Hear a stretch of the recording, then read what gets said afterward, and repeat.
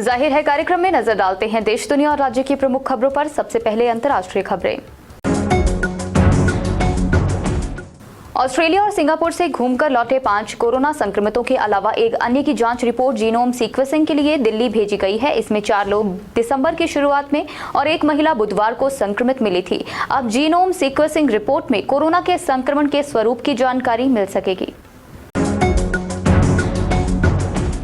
इस साल 26 जनवरी को गणतंत्र दिवस समारोह में मुख्य अतिथि फ्रांस के राष्ट्रपति एमैनुएल मैक्रों होंगे। बता दें, भारत ने अगले वर्ष जनवरी में क्वाड नेताओं के शिखर सम्मेलन की मेजबानी करने के तहत गणतंत्र दिवस समारोह के लिए राष्ट्रपति बाइडेन को आमंत्रित किया था। हालांकि उन्होंने कुछ कारणों के चलते जनवरी में यहां आने में असमर्थता जताई थी।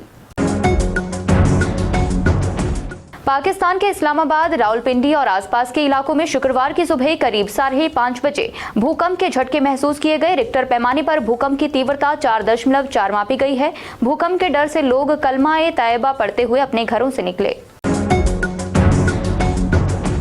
और अब बात करते हैं राष्ट्रीय खबरों की। देश में कोरोना संक्रमण रफ्तार पकड़ता दिख रहा है। शुक्रवार को देश में कोरोना के 640 नए मामले दर्ज किए गए हैं, जिसके बाद देश में कोरोना के कुल सक्रिय मरीज बढ़कर 2997 हो गए हैं। केंद्रीय स्वास्थ्य मंत्रालय ने ये आंकड़े जारी किए हैं। वहीं केरल में कोरोना से एक और मरीज की मौत हो गई है। दक्षिणी तमिलनाडु के तिरुनेलवेली जिला में भारी बारिश के कारण बाढ़ की स्थिति उत्पन्न हो गई। मौजूदा हालात को देखते हुए जिला प्रशासन ने अब तक 696 गर्भवती महिलाओं को सुरक्षित स्थानों पर स्थानांतरित किया है। जिला कलेक्टर के अनुसार ज्यादा से ज्यादा 142 गर्भवती महिलाओं को विभिन्न अस्पतालों में भर्ती कराया गया और पिछले 2 दिनों में उनमें से कुछ ने बच्चों को भी जन्म दिया है। झारखंड के चाईबासा क्षेत्र में गोइलकेरा पोसेता रेलवे स्टेशनों पर कारो ब्रिज के पास रेल पटरी पर विस्फोट की सूचना है। रिपोर्ट के अनुसार माओवादियों ने बम विस्फोट कर गोइलकेरा पोसेता के बीच रेलवे ट्रैक को उड़ा दिया है, जिससे हावड़ा मुंबई रेल लाइन पर ट्रेनों का परिचालन बाधित हो गया है। कई ट्रेनें ठहर गई हैं। रेलवे अधिकारियों ने घटना की पुष्टि की है। अब बात करते हैं प्रदेश की प्रमुख खबरों की।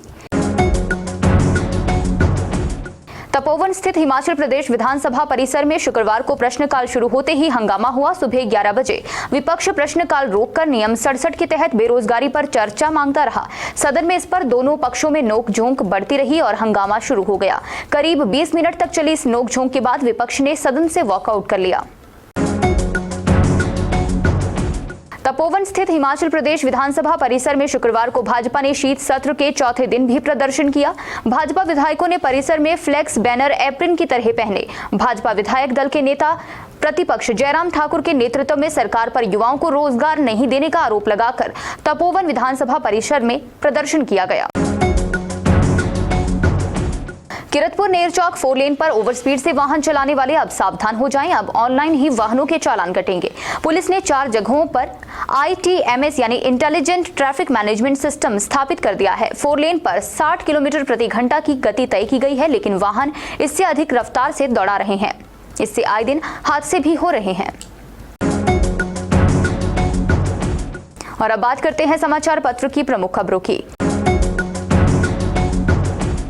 जम्मू कश्मीर के राजौरी में गुरुवार को आतंकवादियों ने सेना के 2 वाहनों पर घात लगाकर हमला किया। हमले में 4 जवान शहीद हो गए, जबकि 3 जवान घायल हैं।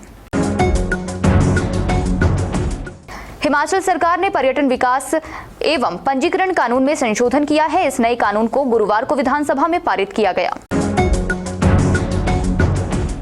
सांसदों के सस्पेंशन और घुसपैठ को लेकर विपक्षी दलों का हंगामा गुरुवार को भी जारी रहा, जिसके चलते संसद की कार्यवाही एक दिन के पहले ही अनिश्चितकाल के लिए स्थगित कर दी गई।